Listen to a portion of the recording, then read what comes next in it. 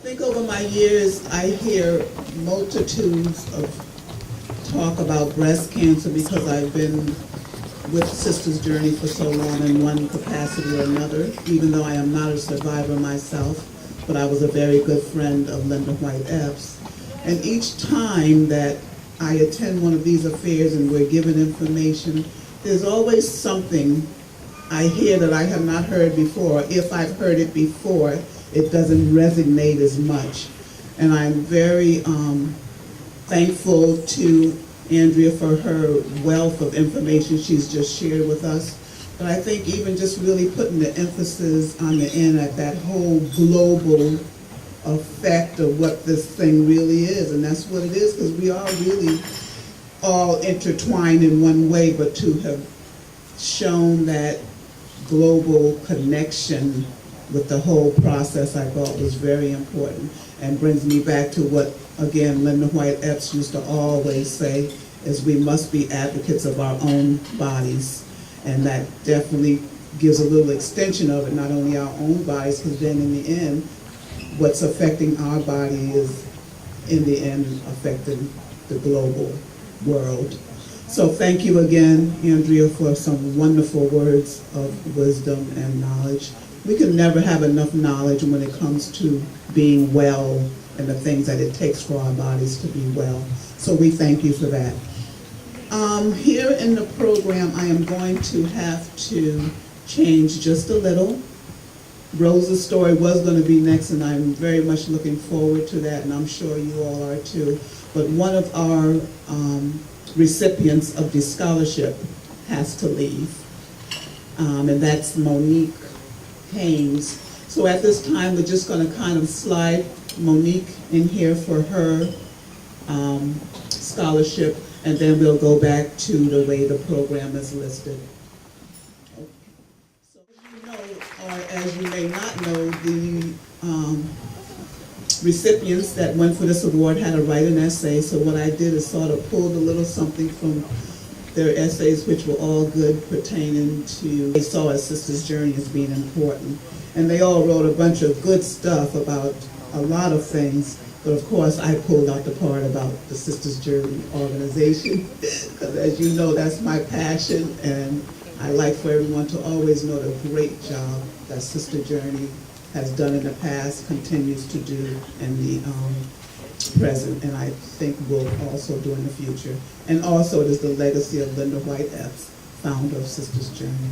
So Monique wrote, organizations similar to Sisters Journey are extremely important to have within our communities. It is vital to the health of communities to have support groups that consist of people who provide aid to others and serve as helping hands, shoulders on which to rest, and listening ears. I mean, again, we're getting confirmation of what Andrea just said, that whole community global feel. It's not even just about the person going through it, becomes a whole global community related process. So that's what Monique wrote. And so Monique is going to be receiving the Phyllis W. White Book Award. Now, the four women, these trailblazers that are the honorees of these particular recipients. Phyllis White, for those of you that don't know her, was the mother of Linda White Epps, and I'm sure is there anyone in the room that doesn't know Phyllis? Yes, I didn't think I would get any hands. But Phyllis, in addition to being Linda's mother, was really one of the forerunners in the very beginning of Sisters Journey, not only as a mother, but also as a passionate person about Sisters Journey and what it is that she saw her daughter was trying to do. So the first award that we're giving today for Monique Haynes is going to be the Phyllis W. White Book Award. And you're going to need to go to Ms. White to get your award.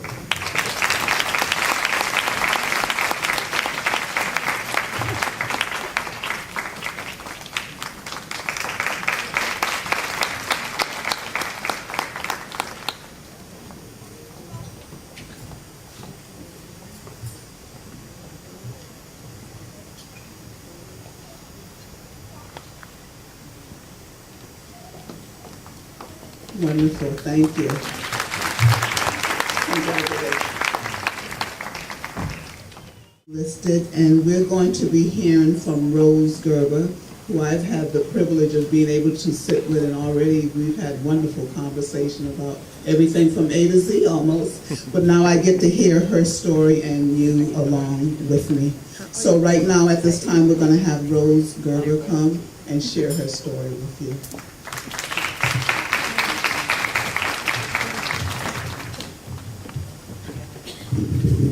Thank you so much, and Andrea, your talk was beautiful. I do need to refer to my notes because according to my daughter and my family, sometimes when I tell my story, I get emotional. So if I get a little bit off track, I'll try really hard to get back on track.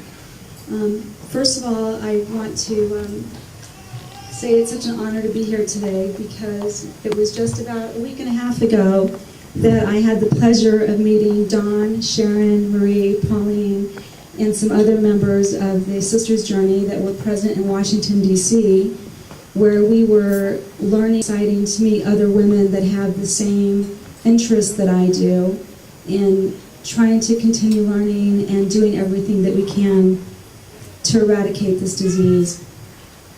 I want to start by sharing a photo of myself, which may seem like a strange thing, but it's kind of a visual reminder of where I was and where I am today.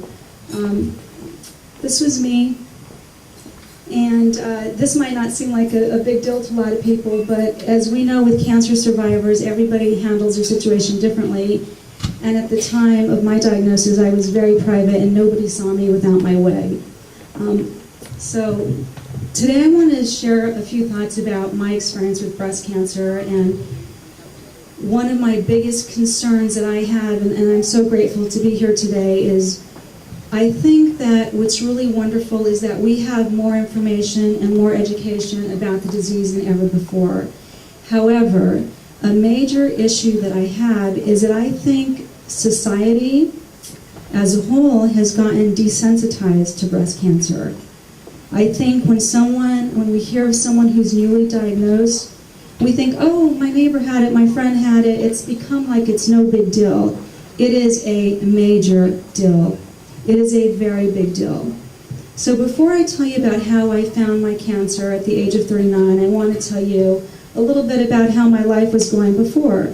Because even though some of you might know each other in this room, a lot of us have not met, but we all have very similar life plans. We go to high school, we go to college, we maybe get married, we start our careers, and that's the stage of life I was at. My husband and I were living in Los Angeles. I was working in the media industry for NBC television. Life was good. My husband works in the pharmaceutical industry and was recruited by Pfizer. So we said, oh, Connecticut, that seems like a nice place to raise a family. Los Angeles is great, but let's go try Connecticut. So I left the workforce upon coming to Connecticut and had become a stay-at-home mom. Never thought I was going to do that. This table. She is now 12, but she was 6 years old when I was diagnosed, and my son was 8 years old. I had my own plan on what my life was going to be like. I was really excited that my daughter was going to start kindergarten, and for anyone who's been a stay-at-home mom, even though you love that time, you're kind of excited to, get back and do your thing, and so I was really looking forward to that.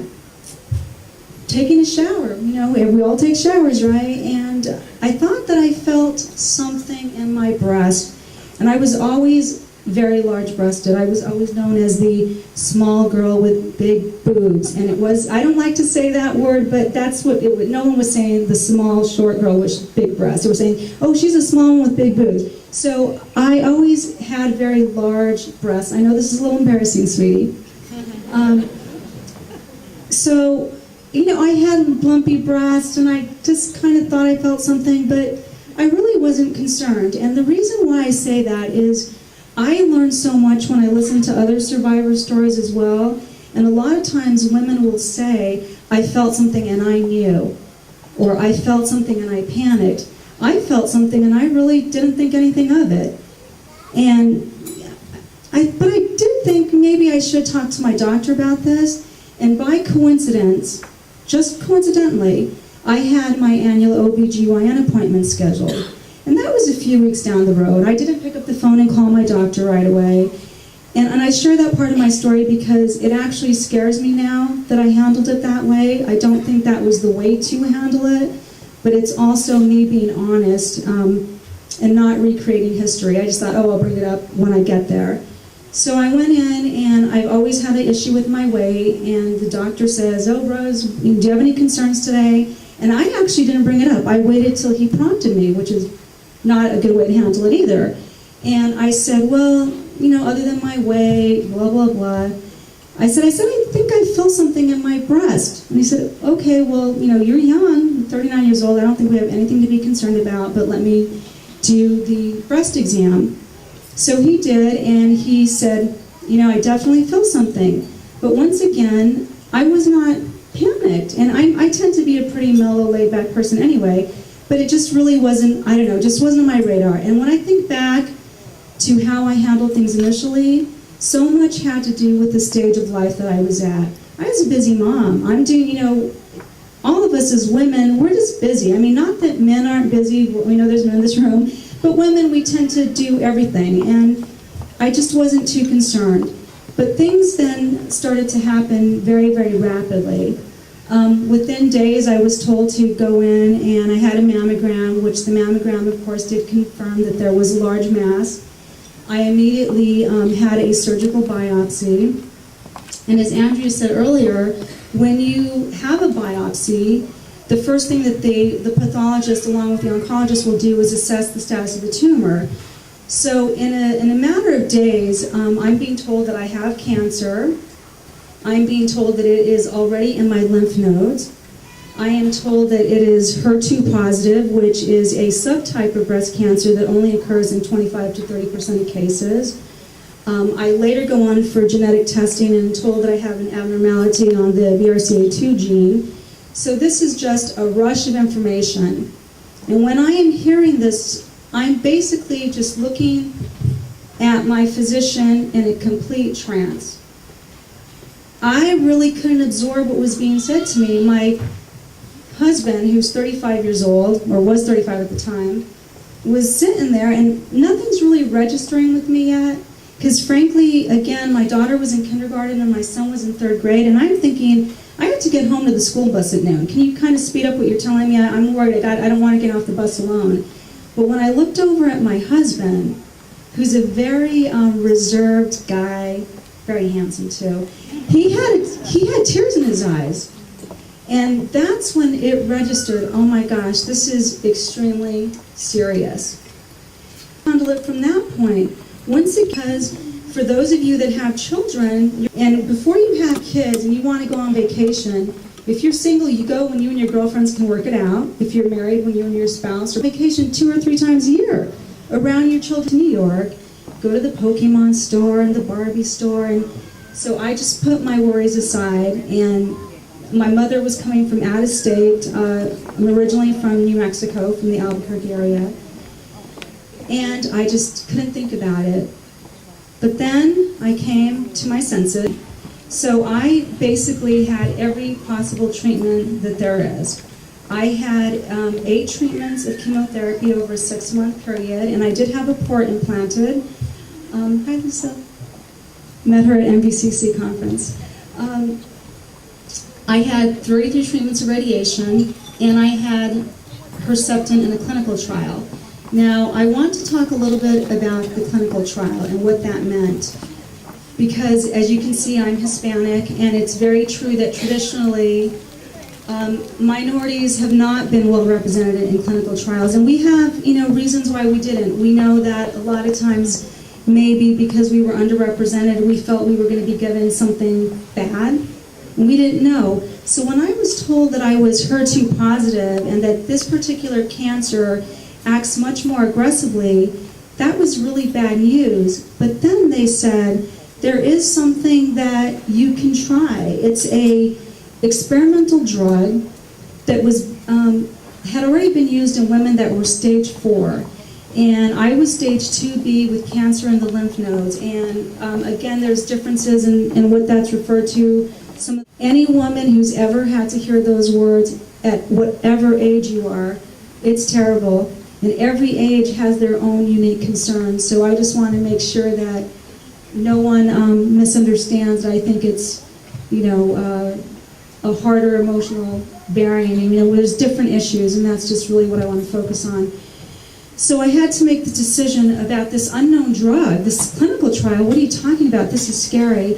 But then again, I realized I have 2 children at home that are relying on mommy, and I absolutely did think the worst case scenario. I did think that I was going to die. It might seem kind of shocking that I'm saying that now with my daughter in the room, but rest assured, at every age, my husband and I have explained at the age-appropriate level what that means. Now, I was not a drama queen. I wasn't being extreme and thinking just the worst. I was very level-headed, and I had the information in front of me. I knew that all these factors combined, alone they would have been bad, combined they were not good. So I made a literally life-extending decision, and I agreed to be on this clinical trial for a drug called Herceptin. I completed the drug in 2004. So what that meant was, in addition to the chemotherapy and the radiation, for 52 weeks I had Herceptin. Now, for those of you who work within breast cancer and advocacy, you're going to know that Herceptin is now considered the biggest breakthrough in drug cancer history in the last, 30 years? So I had completed the treatment of Herceptin in 2004, and by 2005, at all the major oncology conferences, Herceptin was being just applauded as a breakthrough drug. So you can imagine how I felt. I was like, oh, I did it. Sadly, I also met a lot of women who had very similar diagnoses to myself, who had relapsed, and sadly, some of those women are no longer here today.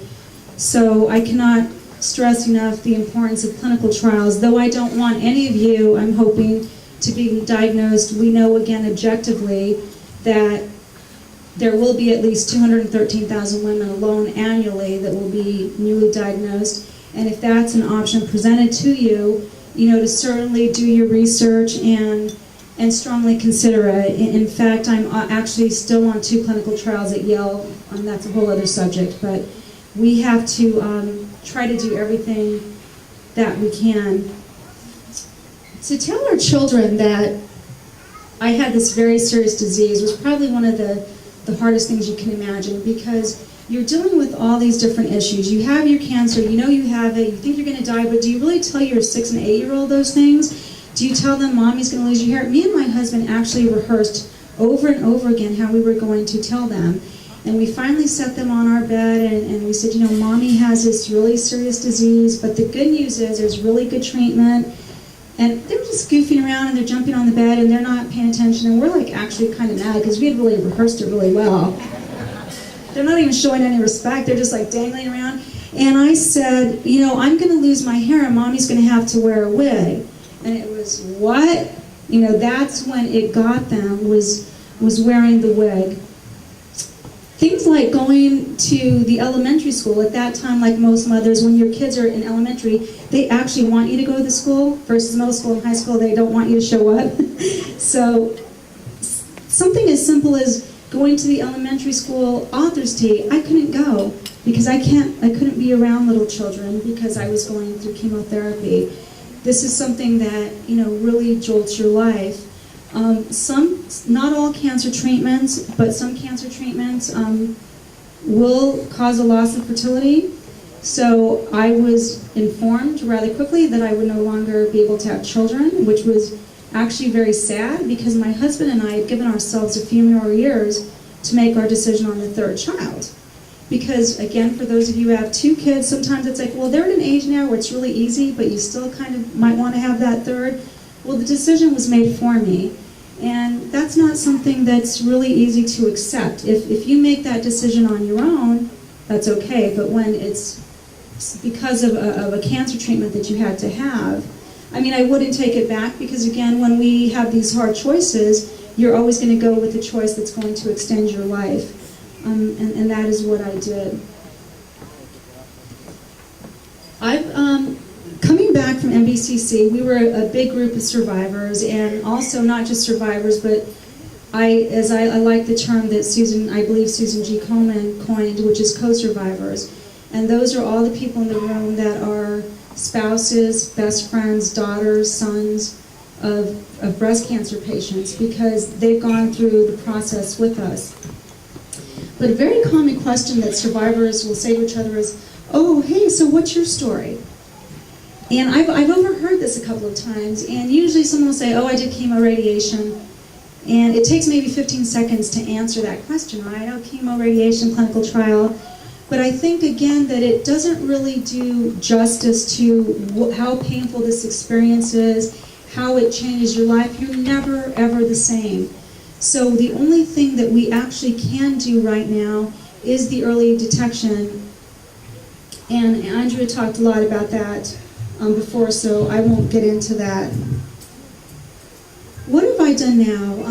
One of the things that I've done in terms of a coping mechanism is I started to get very involved in education advocacy work. I was very private for 3 years. And actually, I consider myself a very social person, so the fact that I was very private when I was diagnosed shocked a lot of people. But frankly, I wasn't ready to talk about it. And now I've decided to share that part of the story because every breast cancer survivor has a right to process their experience the way they want to experience it. And we don't know, none of us know. And I actually sat next to people in the chemo chair, this one woman, who was always telling me that I was not being authentic because I was wearing a wig.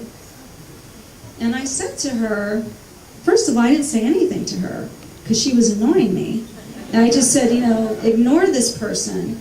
But again, I wasn't hiding anything. I was just choosing, based on my stage of life, that I did not want to show up at the kindergarten classroom, bald, to everyone that chooses to, that's fine, but I didn't want to have the 6-year-olds react that way. I didn't, I had people say, Rose, why didn't you have fun? I would have had fun. I would have had a mohawk wig and I would have done the redhead. And I was like, fun? I know some people think that certain parts of it are fun. Stage of life, it would not have been fun for me. It would be scary to have mommy with red hair, mommy with blonde hair, punk rock mommy. No, didn't work for me. Did not work for me. So now, and people a lot of times, they say it innocently, like a nurse even said it to me, and I had excellent medical care. I loved my oncologist, loved my nurses, but when I did stop wearing my wig and I had the short buzz, a nurse said, oh, I see you're finally brave, you stopped wearing your wig. Sore spot, I said, I know you don't mean it, but bravery shouldn't be associated with how someone chooses, I don't feel that I'm any less brave than someone who's choosing to wear a scarf or, it's a very personal journey. And one of the things that I've really learned about breast cancer, and I wanted to really focus on this as well, is that breast cancer is not one disease. That's one of the greatest misconceptions. It is a very complex disease. There's different subtypes. There's different outcomes. The treatment is not the same. And the reason why I say that is that because we all probably have a common bond just by being in this room, we probably already know a lot about breast cancer. But we constantly have to be challenging ourselves. How much do we really know? Is what we know accurate? If we're looking at a pamphlet, flip that thing over and look at the date. When was that written? There's currently so many changes. Again, some of the cancers that were the most frightening, like the HER2s, now there's a treatment. You mentioned the triple positive. I had the fortune of being at the International Breast Cancer Symposium in San Antonio. And for those of you that are interested, the Alamo Breast Cancer Foundation provides scholarships, of which I was a recipient. I encourage you to look into that. They talked about triple negative, where all these breast cancer hotlines are having women call up that are hysterical, saying, I'm triple negative, oh, I'm going to die, this is horrible. And one of the advocates at San Antonio, which is the most influential international breast cancer organization, said that she felt one of our goals as advocates should be to make these frightened patients realize there's fantastic treatment for triple negative. So again, a lot of times we get caught up in the scary stuff, and we have to remember that it's a complex disease, many different stories, and we have to educate ourselves. So in conclusion, I think that we need to stay informed. We need to not get desensitized. We need to realize right now that even though a lot of times we want breast cancer survivors to be very positive, you know, everyone says, oh, be positive, Rose, be positive. And I say, I will be positive, but I will also balance that with reality. And I will talk about how awful it was not to have eyebrows, not to have eyelashes. Yes, the chemo drugs are better, but I still had mouth sores. I still got skinny. The skinny part wasn't bad. I kind of like that part. But, you know, it's not easy. And you know what? Here's the thing. And I do want to leave on a high note. And you might not think this is a high note. But you know what? Breast cancer has not been cured. We can treat it. It is treated. And we have much, much to be hopeful for. But I also happen to know a lot of women who are stage 4. And we cannot stop fighting. We have to eradicate this disease. And I admire what your organization does. I read many of your stories. I had been somewhat familiar with the calendar because I believe I had visited your booth at a Yale New Haven symposium. So I learned a lot from many of your stories. But we do have to keep talking about it, and we have to make sure that, as busy as our lives are, that we don't forget to put ourselves on our to-do list. And Julia was giving me some good insight on that earlier about making time for ourselves. And I'm just truly grateful that you invited me here. And Dawn, I really want to thank you, and Sharon and Lucille and all the ladies that I met at NBCC. And I'm excited to promote your organization down in my area. I'm in East Lyme. And we do a lot of work with some of the ethnic communities in southeastern Connecticut and the Norwich area. So I'm looking forward to getting the word out about Sister's Journey. And thank you so much for listening.